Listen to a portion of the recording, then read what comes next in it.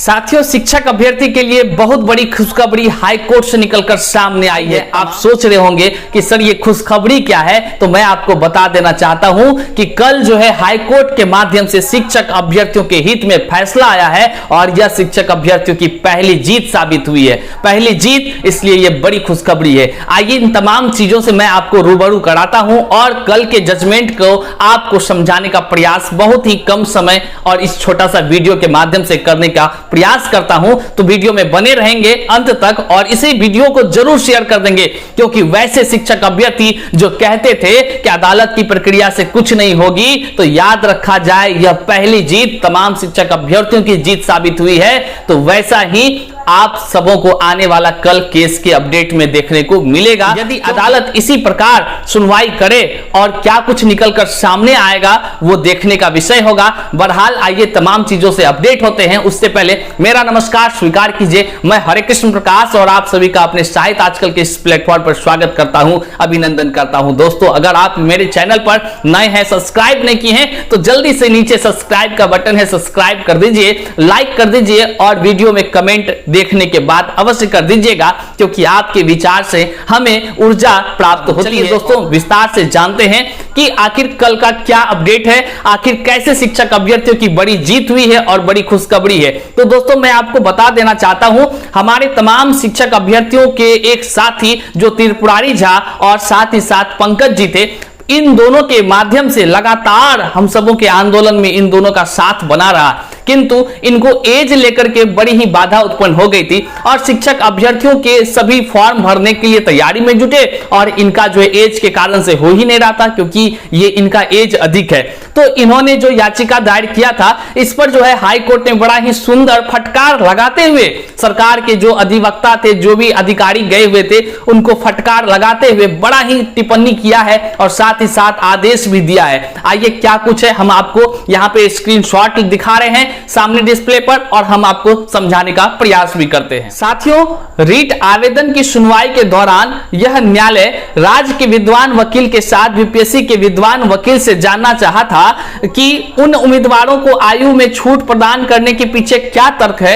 वर्ष 2019 में एसटीईटी उत्तीर्ण किया, लेकिन वर्ष 2019 में सीटेट परीक्षा उत्तीर्ण करने वाले उम्मीदवार को समान छूट प्रदान नहीं किया गया। कहने का मतलब है कि न्यायालय ने साफ शब्दों में पूछा कि आखिर जो है आप एसटीईटी पास करने वाले 2019 के छात्रों को छूट दे दिए और जो सीटेट पास किया उसका क्या, उसको क्यों नहीं आप दिए छूट। तो ऐसे कड़े शब्दों में उनसे सवाल पूछा है और जो आदेश बहुत बड़ा है, इसका लेटर मैं तो आपको अल्प शब्दों में समझाने का कोशिश कर रहा हूं। तो इसका निष्कर्ष जो निकलकर सामने आया है कि अधिवक्ता जो इनके तरफ से, आयोग के तरफ से था, कोई जवाब ही नहीं दे सका कि आखिर क्यों इन्होंने ऐसा किया।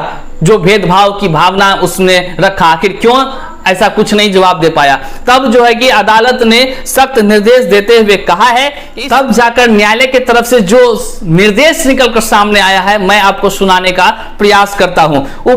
उसमें कहा गया है कि न्यायालय को कोई स्पष्टीकरण नहीं दिया गया है कि उन उम्मीदवार के मामले में अपवाद बनाने के पीछे क्या तर्क है जिन्होंने 2019 में एसटीईटी उत्तीर्ण किया है, लेकिन इसे नहीं दिया है। 2019 और 2021 में सीटेट उत्तीर्ण करने वाले उम्मीदवारों को लाभ यह न्यायालय राज्य के साथ साथ बीपीएससी को आज से 4 सप्ताह की अवधि के भीतर अपने संबंधित हल्फनामे दाखिल करने का निर्देश देते हुए एक अंतरिम आदेश के माध्यम से निर्देश देता है कि ये याचिकाकर्ता उन्हें ऑनलाइन या ऑफलाइन आवेदन करने की अनुमति दी जाएगी और उन्हें इस रीट आवेदन के परिणाम के अधीन चयन प्रक्रिया में भाग लेने की अनुमति दी जाएगी। यदि ऑनलाइन आवेदन स्वीकार नहीं किए जाते हैं, आज से 4 सप्ताह के अवधि के भीतर हल्फनामे एक अंतरिम आदेश के माध्यम से निर्देश देते हैं कि इन याचिकाकर्ताओं को ऑनलाइन ऑफलाइन आवेदन करने की अनुमति दी जाएगी और उन्हें इस रीट आवेदन के परिणाम के अधीन चयन प्रक्रिया में भाग लेने की अनुमति दी जाएगी।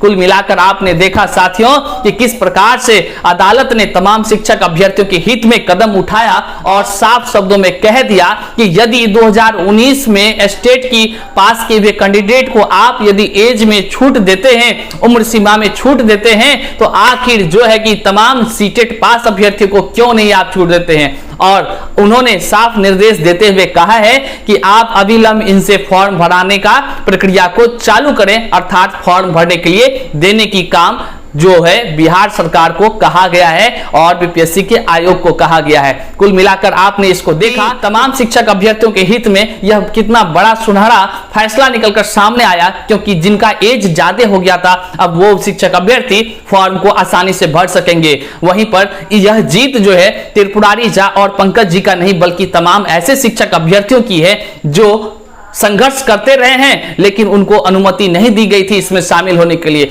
बहरहाल वहीं पर एक और खबर निकलकर सामने आई जो कल के ही केस की सुनवाई हुई और उसमें जो जजमेंट निकलकर आया मैं आपको यहां स्क्रीन पर दिखा रहा हूं। संगीत शिक्षक का मामला, संगीत शिक्षक के मामले में साफ शब्दों में कहा गया है कि जब संगीत शिक्षक वाले से एसटीटी लिया ही नहीं गया तो फिर बताइए वो कैसे एसटीटी की परीक्षा वाला सर्टिफिकेट लाए। तो कुल मिलाकर उनको क्यों नहीं अनुमति देनी चाहिए। तो न्यायालय ने साफ शब्दों में आदेश देते हुए कहा है कि सहायक शिक्षक बहाली में संगीत के छात्रों को दे मौका। विस्तार से यहां पर जानकारी दे दी गई है, आप यहां पे देख लीजिएगा। मैं इसको थोड़ा सा जो सटीक जानकारी है मैं आपको दे देता हूं। न्यायालय में क्या कुछ कहा गया मैं सटीक शब्दों में आपको मैं समझाने का प्रयास करता हूं। कहना था कि 2011 के बाद संगीत विषय के लिए एसटीटी हुआ ही नहीं है, ऐसे में सहायक शिक्षक बहाली के संगीत उम्मीदवार कैसे आवेदन कर सकते हैं। कोर्ट ने आयोग को ऑनलाइन ऑफलाइन दोनों से किसी तरह से आवेदन लेने का आदेश दिया, साथ ही 3 माह के भीतर परीक्षा लेने को कहा। इसके पूर्व शिक्षा विभाग की ओर से कानूनी पक्ष रखने के लिए सुप्रीम कोर्ट से आए वकील पर राज्य सरकार ने महाधिवक्ता पी.के. शाही कड़ी आपत्ति जताई। उन्होंने राज्य सरकार के कानून का हवाला देते हुए कहा कि महाधिवक्ता की अनुशंसा अनुमति लेकर ही कोई विभाग अपना वकील रख सकता है, लेकिन इस केस में विभाग महाधिवक्ता से सरकारी वकील के बजाय किसी अन्य को वकील रखने के बारे में कोई अनुमति नहीं ली है। कोर्ट ने महाधिवक्ता की आपत्ति और राज्य सरकार के कानून के आधार पर सुप्रीम कोर्ट के सीनियर एडवोकेट को इस केस में बहस करने की अनुमति नहीं दी। साथ ही इस बिंदु पर राज्य सरकार से रिपोर्ट तलब किया कि आखिर किस स्थिति में कैसे उत्पन्न हो गई।